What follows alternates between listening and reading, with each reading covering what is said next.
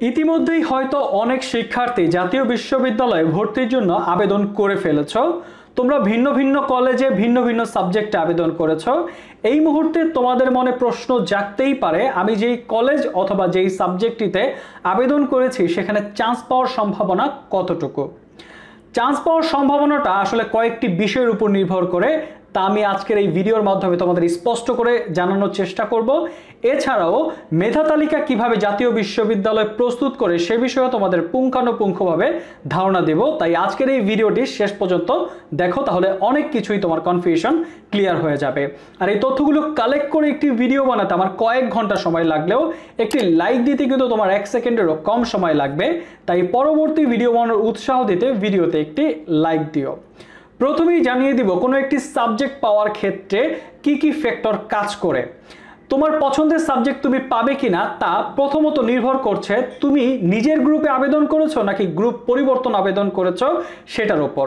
তুমি যদি নিজের বিভাগে আবেদন করে থাকো তাহলে সেক্ষেত্রে তোমার আসন পাওয়ার সম্ভাবনা সর্বাধিক।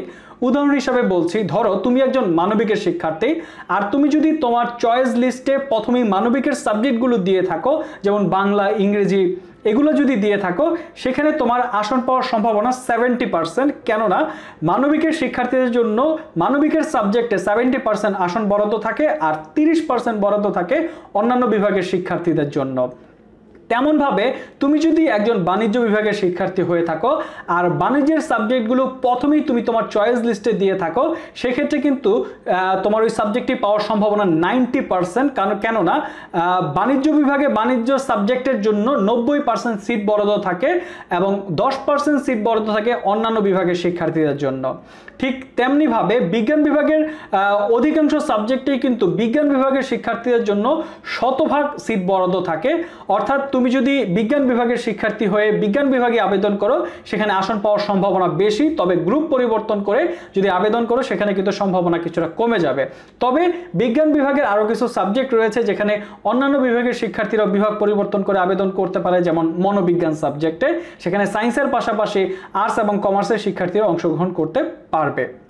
সাবজেক্ট পাওয়ার ক্ষেত্রে দ্বিতীয় যে ফ্যাক্টরটি কাজ করে সেটি হচ্ছে কতটি আসনের বিপরীতে তুমি আবেদন করেছো। অর্থাৎ তুমি যেই সাবজেক্টটিতে আবেদন করেছো সেই সাবজেক্টে ওই কলেজে কতটি আসন বরাদ্দ রয়েছে এটি তুমি কিভাবে জানবে। যখন তুমি আবেদন করবে তোমার সাবজেক্টের পাশেই কিন্তু মোট আসন সংখ্যা লেখা থাকে। সেক্ষেত্রে তুমি যেই সাবজেক্টটিতে আবেদন করলে সেখানে যদি ওই কলেজে অনেক বেশি আসন থাকে তোমার সম্ভাবনা অনেক বেড়ে যাবে ওই সাবজেক্টটিতে পাওয়ার, অথবা তুমি যেই সাবজেক্টটিতে আবেদন করেছো তার আসন সংখ্যা যদি কম হয় তাহলে সেখানে অনেক বেশি কম্পিটিশন হবে। অনেক ক্ষেত্রে তুমি সাবজেক্টটি তোমার কাঙ্ক্ষিত সাবজেক্টটি নাও পেতে পারো। সাবজেক্ট পাওয়ার ক্ষেত্রে তৃতীয় যেই ফ্যাক্টরটি কাজ করে সেটি হচ্ছে তুমি সরকারি না বেসরকারি কলেজে আবেদন করেছো।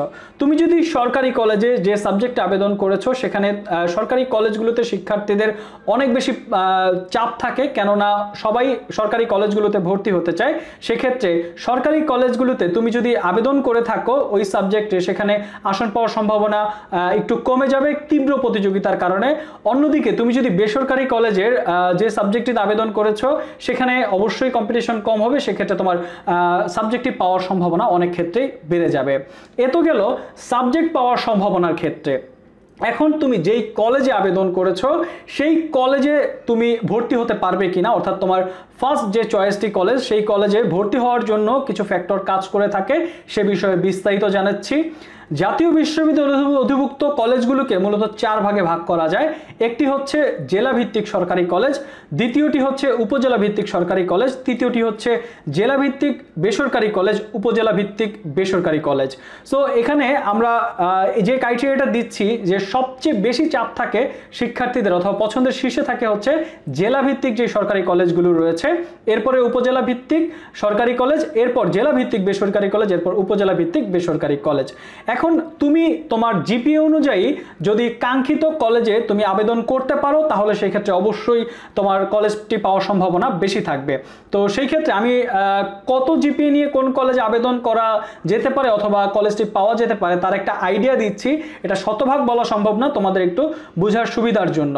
যারা জেলাভিত্তিক সরকারি কলেজগুলোতে 8.5 থেকে 9 পয়েন্টে বা তার অধিক জিপিএ নিয়ে আবেদন করেছে তাদের সেই কলেজটি পাওয়ার সম্ভাবনা বেশি থাকবে। এছাড়া যারা উপজেলা ভিত্তিক সরকারি কলেজে 7.5 থেকে 8 পয়েন্ট বা তার অধিক নিয়ে আবেদন করেছে তাদের সেই কলেজটি পাওয়ার সম্ভাবনা বেশি থাকবে। যারা জেলাভিত্তিক বেসরকারি কলেজে 7 থেকে 8 এই পয়েন্টের মধ্যে আবেদন করেছে তাদের সম্ভাবনা অনেক বেশি। এছাড়া যারা উপজেলা ভিত্তিক বেসরকারি কলেজে 6.5 থেকে 7 পয়েন্ট এর মধ্যে আবেদন করেছে তাদের সম্ভাবনা অনেক বেশি থাকবে। পরিশেষে যেই কথাটা বলতে চাই, সরকারি কলেজগুলোতে কিন্তু তীব্র প্রতিযোগিতা থাকায় জেলা এবং উপজেলা উভয় পর্যায়ে শিক্ষার্থীদের আসন পেতে বেশ বেগ পেতে হয়। তাই তোমার জিপিএটা কেমন সেটা মাথায় রেখেই তোমার সাবজেক্ট এবং কলেজ সিলেক্ট করা উচিত। যদি তুমি তোমার জিপিএ বুঝে তোমার সাবজেক্ট এবং কলেজ সিলেক্ট করতে পারো সেক্ষেত্রে চান্স পাওয়ার সম্ভাবনা অনেক বেড়ে যাবে। অথবা তুমি যদি তোমার ভুল জিপিএ নিয়ে ভুল কলেজে আবেদন করো সেক্ষেত্রে কিন্তু তোমাকে হয়তো আরও কিছু দিন সাফার করতে হবে অথবা আরও একটু বেগ পেতে হবে চান্স পাওয়ার ক্ষেত্রে। এই তো গেল জাতীয় বিশ্ববিদ্যালয়ে কোনো একটি সাবজেক্ট অথবা কোনো একটি কলেজ পাওয়ার সম্ভাবনা কতটুকু তার কিসের উপর নির্ভর করছে। এ পর্যায়ে জানিয়ে দিব জাতীয় বিশ্ববিদ্যালয়ের কোনো একটি কলেজ কিভাবে তাদের শিক্ষার্থীদের বাছাই করে থাকে। প্রতিটি কলেজের জন্য কিন্তু আলাদা আলাদা মেরিট লিস্ট তৈরি করা হবে। এখন সেই মেরিট লিস্টটা কিসের উপর ভিত্তি করে তৈরি করা হয়? এটি মূলত 3টি ধাপে মূলত কোনো একটি শিক্ষার্থীকে নির্বাচন করা হয়। প্রথমত যে শিক্ষার্থীর জিপিএ বেশি তাকে সুযোগ দেওয়া হয়। যেমন উদাহরণ হিসেবে দেখছো এখানে 2 জন শিক্ষার্থীর এসএসসির জিপিএ 5 থাকলেও একজন শিক্ষার্থীর এসএসসিতে জিপিএ 5 অন্যটাতে 4.8 রয়েছে। তো সেই ক্ষেত্রে টোটাল জিপিএটা নেওয়া হয় এসএসসির 40% এবং এইচএসসির 60%। সো এখানে এসএসসির 40% নিয়ে 5 এসে পেয়েছে 2 এবং এইচএসসি 60% নিয়ে 3, মোট 5 পয়েন্ট। আর সেক্ষেত্রে অপরজন শিক্ষার্থী কিন্তু পেয়েছে 4.88। তো সেই ক্ষেত্রে প্রথম শিক্ষার্থী এগিয়ে থাকলো, জিপিএটা যার বেশি তাকে এগিয়ে রাখা হয়। এটা হচ্ছে প্রথম ধাপ। যদি এমন হয় যে 2 জন শিক্ষার্থীর জিপিএটা সমান, এই ক্ষেত্রে দেখা হয় এসএসসি এবং এইচএসসির মোট নম্বর। তবে এখানেও কিন্তু এসএসসির 40% এবং এইচএসসির 60% নিয়ে দেখা হয় কোন শিক্ষার্থীর মোট নম্বর বেশি তাকে সুযোগ দেওয়া হয়। তৃতীয়ত যদি জিপিও সমান হয়, মোট নম্বরও সমান হয়, তখন দেখা হয় শিক্ষার্থীর বয়স, যার বয়স কম তাকে সুযোগ দেওয়া হয়। এখানে দেখতে পাচ্ছ 18 বছর একজন 18 বছর 2 মাস। সেই ক্ষেত্রে যার 18 বছর তাকে কিন্তু সুযোগ দেওয়া হচ্ছে। এই তো গেল জাতীয় বিশ্ববিদ্যালয়ে মেধা তালিকা কিভাবে প্রস্তুত করা হয়। এ পর্যায়ে জানিয়ে দিব যে কিভাবে জাতীয় বিশ্ববিদ্যালয়ে ফলাফলগুলো প্রকাশ করা হয়। প্রকাশ করা হয় মূলত 3টি ধাপে, যার মধ্যে একটি হচ্ছে প্রথম মেধা তালিকা। যারা জিপিএ এবং অন্যান্য বিষয়গুলো মিলিয়ে এগিয়ে থাকবে তাদের প্রথম মেধা তালিকায় স্থান দেওয়া হবে। যদি তোমার প্রথম মেধা তালিকায় না হয় সেক্ষেত্রে হতাশ হওয়ার কিছু নেই।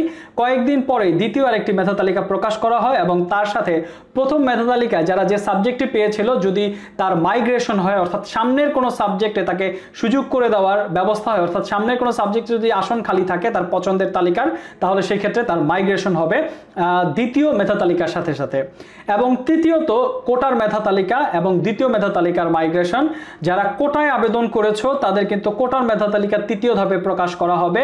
কোটা যারা জানো না তাদের ক্ষেত্রে বলে রাখি, মূলত একটি সাবজেক্টে মূলত সর্বোচ্চ 5টি কোটাধারী সিট থাকে এবং একটি কলেজে সর্বোচ্চ 25টি কোটাধারী সিট থাকে, যার মধ্যে মুক্তিযোদ্ধার সন্তানদের জন্য 3টি কোটা, একটি সাবজেক্টের জন্য আদিবাসীর 1টি কোটা এবং প্রতিবন্ধীর 1টি কোটা, মোট 5টি কোটা। এবং কোনো একটি কলেজে মোট মুক্তিযোদ্ধার সন্তানদের জন্য 15টি কোটা, আদিবাসীদের জন্য 7টি কোটা এবং প্রতিবন্ধীর জন্য 3টি কোটা, মোট 25টি থাকবে।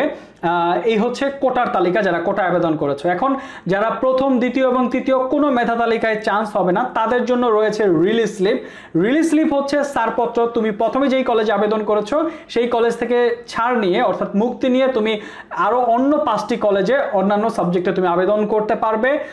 যদি তোমার ওই 5টি কলেজে না হয় তুমি দ্বিতীয় ধাপে দ্বিতীয় রিলিজ স্লিপে আরো 5টি কলেজে আবেদন করতে পারবে। এছাড়া যদি সেটাতেও না হয় এবার উপাচার্যের কথা অনুযায়ী তৃতীয় আরেকটি রিলিজ স্লিপ দেওয়ার সম্ভাবনা রয়েছে, কেননা অনেক শিক্ষার্থী কিন্তু পাবলিক বিশ্ববিদ্যালয়ে পরীক্ষা দিবে এবং পরীক্ষা দিয়ে যদি চলে যায় তখন সেই ক্ষেত্রে তৃতীয় আরেকটি রিলিজ স্লিপের মাধ্যমে অনেক শিক্ষার্থী ভর্তি হতে পারবে।